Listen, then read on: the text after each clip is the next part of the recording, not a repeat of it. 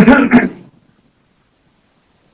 आपको ये बात बताना अच्छा सवाल और ने किया। मेरे पास हैदराबाद को डीएमके पार्टी के जो माइनॉरिटी प्रेसिडेंट है डॉक्टर साहब, उनका नाम याद नहीं आ रहा, मस्तान साहब आए थे, ये हमारे मसूद साहब भी, और मैं मेरे को सलाह है उन्होंने आ रहे हो ये लोग जवान है, आप मसूद से पूछ सकते हैं। मेरे को सलाह दिए कि साहब हम आ रहे अभी ले तो बड़ी रहे बड़ा भाई मेरे को आप बताए नहीं तो आए आके मेरे को ये बोले कि हम आपसे अलायंस करना चाहते और चेन्नई में 16 तारीख को हमारा अखिलेशी दल का कन्वेंशन है, उसमें आप शिरकत करिए। मैं उनको ये बोला कि भाई आप मेरा उत्तर प्रदेश में वहाँ राजभर साहब के साथ अलायंस से वहाँ प्रोग्राम है,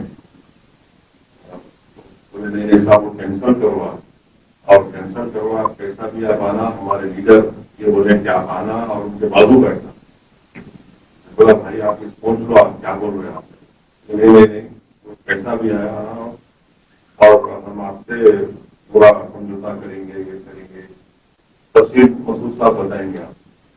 मैं उनको माजरत भी चाय वाला में मौका दे चुका हूँ। मैं हमारे इंडिया जलील जो हमारे और एक अपने पार्टीवान है उसको जाता हूँ, लेने आप राजभर साहब से बात किया, वो बड़े तशवीश से आ गए, हम कोई तैयारी करें, खैर उसको हम राजी करें। वो हमारे मेरे घर में बैठ के बात के लिए तारीफ किए, बहुत खुश हुए। 2 घंटे के बाद चेन्नई पहुंचे, उनके टीवी पे वो वीडियो डाली, मैं बैठा हूँ मेरे को बोल रहे। उसके बाद बोल दिए कि मैं मिला ही नहीं 100 दिन हो गए, हमारी बातचीत हुई।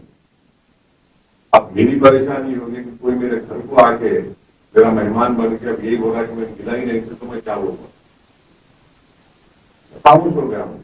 लोग पूछा मैं क्यों लेके आए तो हम तो देखिए हम खुले दिल से आगे बढ़कर हमारे लोग वो लोग दावत की हम बात करें और आप हमको बुलाकर हमारे घर को आकर आप एक बात बोलते, फिर वहां जाकर बोलते कि नहीं, फिर दूसरे दिन सुबह में डीएमके पार्टी के बहुत बड़े लीडर थे, वो फोन करके मेरे को बोले नहीं वैसी आप वो ऐसा नहीं था, हमारे को वो मीडिया का प्रेशर था, हमारा लोग बेचारे वो निभाना था उनको जो गलती हो गई।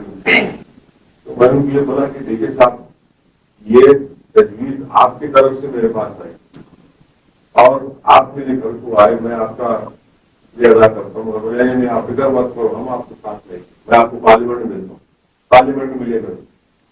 फिर के बोले कि नहीं हम साथ हैं। तो ये ऐसा है ना कि अगर आप साथ है तो साथ है, नहीं है तो ये बहानेबाजी नहीं करना, इससे इनकी नेक नियति का इजहार होता। अब रहा सवाल के वानियोंबाड़ी में मुस्लिम लीग भी है, मैं शुरू से कह रहा हूं कि हम केरला और आसाम में कभी नहीं जाएंगे, बावजूद इसके कि केरला के जो मुस्लिम लीग के कई जिम्मेदारान हैं मेरे बारे में या तो गलत फहमी है या मेरे बारे में गलत बात करते हैं, मैं उसका नजरअंदाज करते रहता हूँ। मैं एक फैसला लिया कि मैं कहीं भी केरला में जाकर मस्जिद इत्तेहाद मुस्लिमीन का ख्याल नहीं लाऊंगा और आसाम में भी मैं हमारे मौलाना बदरुद्दीन भाई को बहुत तंग करते रहता हूँ, उनको बताते रहता हूँ, जब उनको बोलता हूँ रिश्वत दो, मेरे क्या होना ले ले तुम रोटी सर की शीशी दो। मौलाना बदरुद्दीन भाई से बदरुद्दीन भाई बहुत कंजूस आदमी है, सिराज भाई वो दिल वाले, सिराज भाई जो उनके छोटे भाई थे तो बेचारे जब कभी उनकी जेब में हाथ डाले। मेरा एक फैसला के वहां पे काम हो रहा, एक वहां पे जमात है। हंसवाल केरला में तमिलनाडु में तो हम पिछले 5 साल पहले जो लड़े थे, वानियोंबाड़ी लड़े थे और एक कृष्णागिरी से हमारे कैंडिडेट साहब भाग गए थे, वो टिकट दिए थे वो दूसरी पार्टी में चले गए। अब मौलाना का सवाल के 2 लोग लड़ रहे, आसान जवाब है, आप पूरा हमारी तारीफ करो दुश्मन हार जाता, आप पूरे हमारे मिल की तारीफ कर दो दुश्मन हार जाता। और हमारे जो सदर है तमिलनाडु के जनाब वकील साहब, वो मुकामी है वहां, आंगनबाड़ी के मुकामी है और माशाल्लाह से बहुत काम किए। नहीं चाह रहे थे कि ये टकराव हो, नहीं चाह रहे थे, मगर ये तो उन लोगों को सोचना चाहिए था।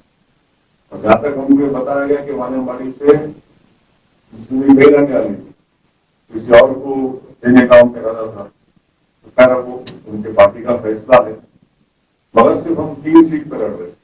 तो इसीलिए मेरा मकसद एक ही है कि मजलिस के जब एमएलए जीत कर इंशाअल्लाह अल्लाह के फजल करम से तमिलनाडु के असेंबली में जाएंगे, तो वो बेबाक तरीके से न सिर्फ मुसलमान बल्कि तमाम अकलियतें, मजलूम अवाम की आवाज बने। फर्क एक ही है, देखो आप, एक पार्टी का अकलियती सेल का चेयरमैन मेरे घर को आता है, आज ये सब बातें मुझसे करते हैं, वादे करते हैं और 2, 3, 4 घंटे में मुकर जाते हैं, तो उनकी पार्टी में उनकी अहमियत नहीं है, उनकी पार्टी में उनकी अहमियत नहीं। अगर उनकी पार्टी में उनकी अहमियत होती, उनका वजन होता, तो वो सोचते दोबारा कि हम अपने आदमी को भिजाए वहां पर और हमारा नुमाइंदा बनाकर भिजाए वहां पर। तो इसीलिए पूरे मुल्क में अकलियतों की एक बेबाक सियासी आवाज की बेहद जरूरत है। और मैं आपसे फिर से अर्ज कर रहा हूं कि अगर हम ये समझ रहे हैं कि फिरका परस्ती का बीमारी नहीं फैलेंगी, ये फैल चुकी है, ये मर्ज कैंसर की तरह फैल चुका है। बाज वक्त दिक्कत आता, बाज वक्त लगता उसको उभर के आने में। तो इसीलिए ऐसे पुराशुभ दौर में यकीनन हमको मुत्तहिद रहना और हमको मुत्तहिदा अपने हिकमत अमली को अख्तियार करना है, मगर इसका हरगिज ये मकसद नहीं है कि हम सिर्फ वोट डालने वाले बने, वोट लेने वाले ही बनना चाहिए। हम पिछले 60-65 साल से सिर्फ वोट डालते रहे, वोट डालते रहे, वोट डालते रहे, और उसका नतीजा क्या निकला, उसका मुख्तसर सा जवाब है सच्चर कमेटी के रिपोर्ट, रंगनाथ मिश्रा कमीशन की रिपोर्ट, एनएसएसओ का डेटा है, और उसका ये भी नतीजा है कि तमिलनाडु में करीब 6.5-7% मुस्लिम पॉपुलेशन, 7%। आपको मालूम जेलों में कितने मुसलमान हैं? 11% जेल में। अब इसका जिम्मेदार कौन भी बताइए आप? 100 ट्रायल की बात करूं मैं,